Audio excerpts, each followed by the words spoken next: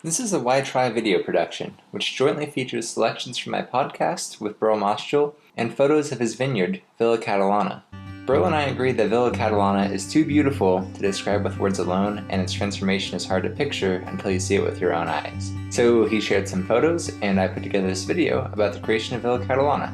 You can find our full 45-minute podcast conversation on Apple Podcasts under Why Try, and at nicholaspihl.com. But in the meantime, enjoy these photos and enjoy our conversation.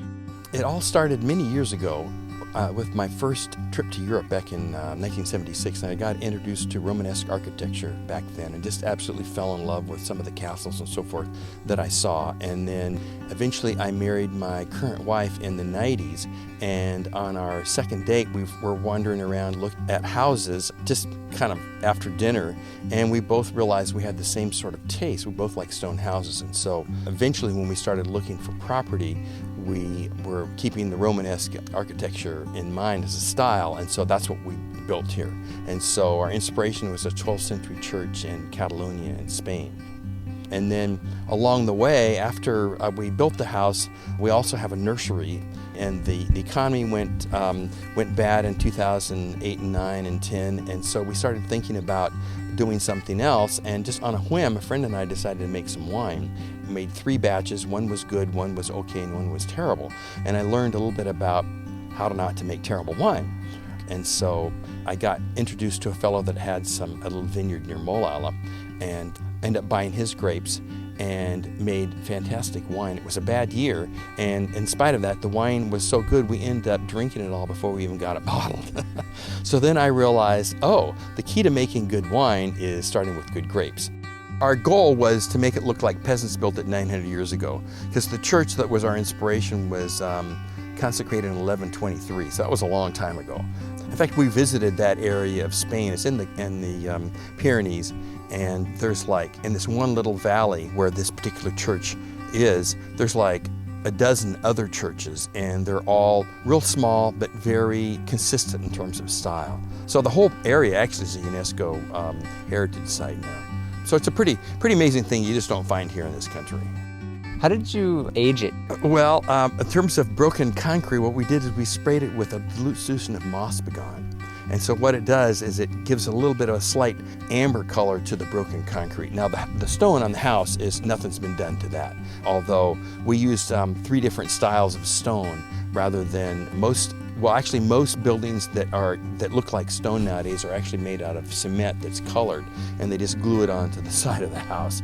But this is real stone. This took like 2 months to put that stone on. And so it has all the imperfections and character that you would expect from, a handmade stone wall, essentially. And so that helps also make it look old, because, peasants wouldn't have had the skills to do the work like you would maybe with a Gothic architecture where the stone is cut and it's very precise and so forth. But this is rustic. Romanesque style is a pretty rustic style. Can you talk a little bit about what you started with here? Well, we started with a hayfield. It was just pasture. It hadn't even been mowed for a couple of years. It's 14 acres, and in fact, my wife and I looked for property for 2 years and never found what we were looking for. We were looking for about 5 acres with maybe that had been part of an old farmstead with a tear-down house and a barn maybe that could be salvaged and some mature trees. And we looked for 2 years here in Oregon and in Southwest Washington and never found anything during that 2 years. And we happened to be looking at another piece of property. We drove by this property and saw the sign that it was for sale. And we went, oh, well, that's 14 acres, that's more than we want, and there are no trees, well, forget it. Well, so a month or so went by, and we still hadn't found anything, and so my wife says, well, let's go out and take a look at that again. And so we did. And this time we looked a little more seriously, and we walked around the property, and we went, well, you could put a house up on the hill part, and you put the nursery, the greenhouses down below, and we sort of went, And so we started getting the idea that maybe this would work. And so eventually we put an offer on it, and we got it. And the thing about this property, it's zoned exclusive farm use, and so in Oregon you have to qualify to build, to get a building permit to build on ag land. And so we already knew we would qualify because of the money we'd made from working an acre and a half in our nursery when we were in Portland. And so So the next step then was essentially a series of ideas and inspirations. So once we figured out that where the house would go, then we were just sitting one day looking. It was still just a hayfield. We hadn't started on anything. And I said, wow, wouldn't it be neat if we could like put a pond in here and the house would sort of overlook a pond?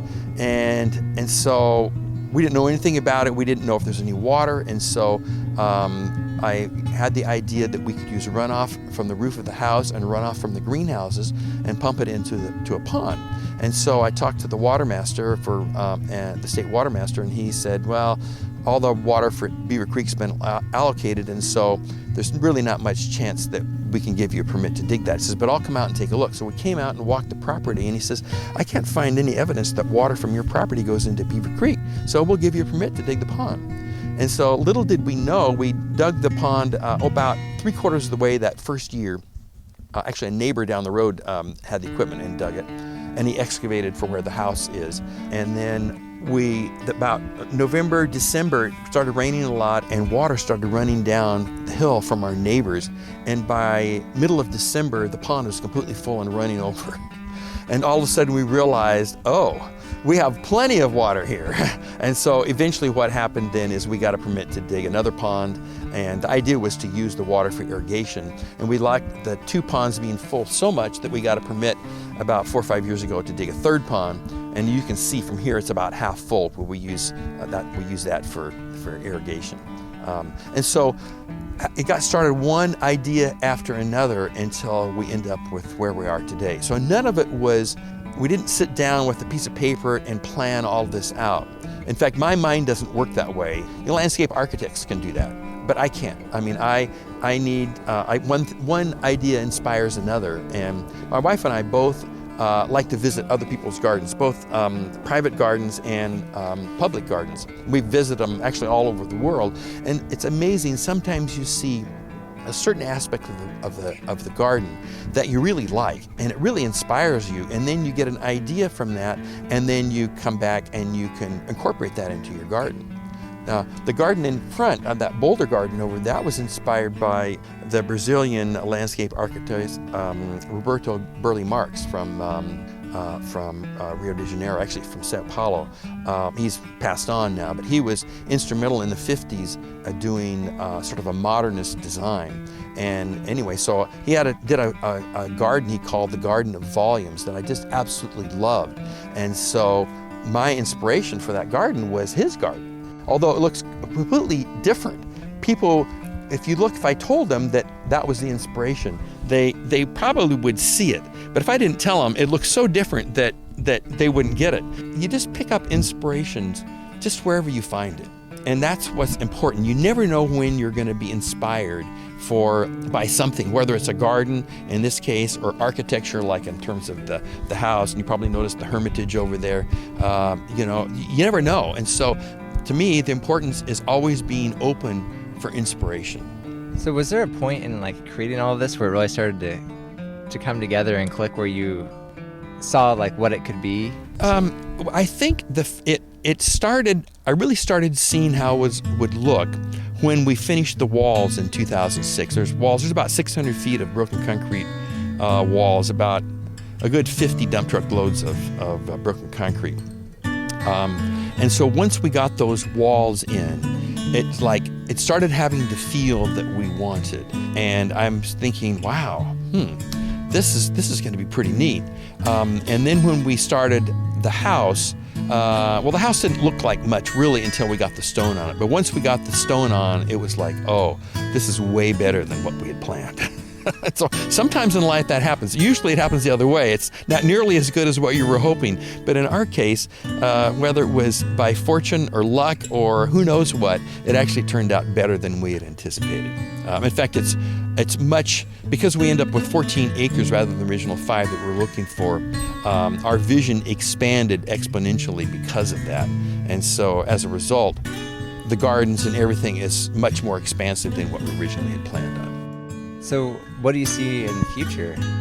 Well, I'm actually going to put in another little raised bed garden and a little fountain on the south side over by the vegetable garden. but most of it really, I'm not really planning on doing any major things. That's sort of major, but now we're mostly just maintaining it, and we're open for wine tasting 1 day a week, and people come, and if our chef isn't doing lunch that day, they bring a picnic and hang out, and our goal now at this point, I guess, is to inspire people. Whether they get inspired to do their own garden, which is what we would like, but they may be inspired just to feel better, I guess. Because when people come here, we had no idea that it was going to affect them the way it does. But there are so many people who come here and are so appreciative. And I sort of developed this little theory now that when people are surrounded by beauty that they can really sort of resonate with, it sort of helps their psyche get into sort of a better spot. So it brings out the better side of them, I think. And so consequently, people come, they have an experience that they really like, and I think they go home just a little bit better for it. And it's interesting. Sometimes a short little story here. A fellow came to the nursery and wanted to buy some plants. And normally we're not open to the public. We're open to the public a couple of times a year. But he wanted to come, and I wasn't doing much that day. And I said, sure, come. And so he came, and he was looking at plants in the greenhouse. He was building a desert garden. And so I told him, well, if you would like, you could look at our desert garden and maybe give you some ideas. And he says, oh, well, thank you, I'd really like to, but my wife came along, and she really didn't want to come, but she was going to talk to her folks on her phone, but she didn't have cell phone coverage, and so she's really wants to leave. And I said, oh, okay. So I realized what was happening there, and so I didn't even realize actually she was in the car because he had parked where I couldn't see him. So he pulls the car around, and I see her in the car, and she's looks pretty dejected and sort of frustrated and so forth. And it was like, oh, it's a bad day. And so I said, well, are you sure? I mean, he says, if you go up there, I can almost guarantee you that she will be in a better mood. He goes, oh, no, thanks anyway, blah, blah, blah. And I could see she looked dejected and so forth. And so after a while, just before I left, he says, okay. So they come up, and they're up here for 15, 20 minutes, something like that. They drive back down. He stops the car, gets out of the car. He smiles. She smiles. She says, I want to thank you so much. We're both in a better mood now. And I thought, wow, looking at something can help people get out of a funky mood, or maybe a depressed mood, or just feeling like, life is terrible, and, what's good about life and my life and that sort of thing. I'm thinking, wow, if an environment can help bring out the better side of a person, wow, that's really valuable, I think. And so that's kind of what happens sometimes here. And so we're just, we didn't plan it that way, but it just sort of happens. We're really following our own aesthetic in terms of garden design and so forth. And the garden design is kind of a mixture of things. There's a lot of sort of Southern European look to the garden, but like the desert garden, the boulder garden, really looks more like the Southwest, and then the areas around the house look more like maybe a Northwest garden. And this garden right in front of us here, we call it the terrace garden. We call it our succulent garden. It looks more like San Diego. So there's a wide variety of different styles that we have done just because that's what we like. And fortunately, other people have liked it too. So we feel fortunate there. Thank you for your time. Well, thanks. It's been fun telling our story. Hey everyone, thanks for watching.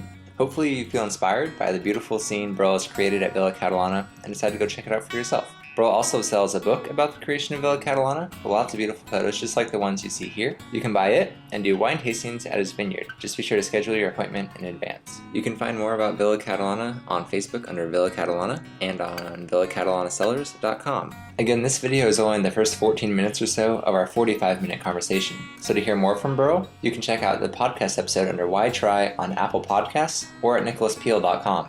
We get into the creation of his mail-order nursery, Rare Plants Research, and some really interesting areas like the role of inspiration in Burl's life, how he thinks about new projects and solving problems, and what he recommends for people thinking about pursuing their dreams. You can find links to Villa Catalana, as well as the podcast episode in the video description.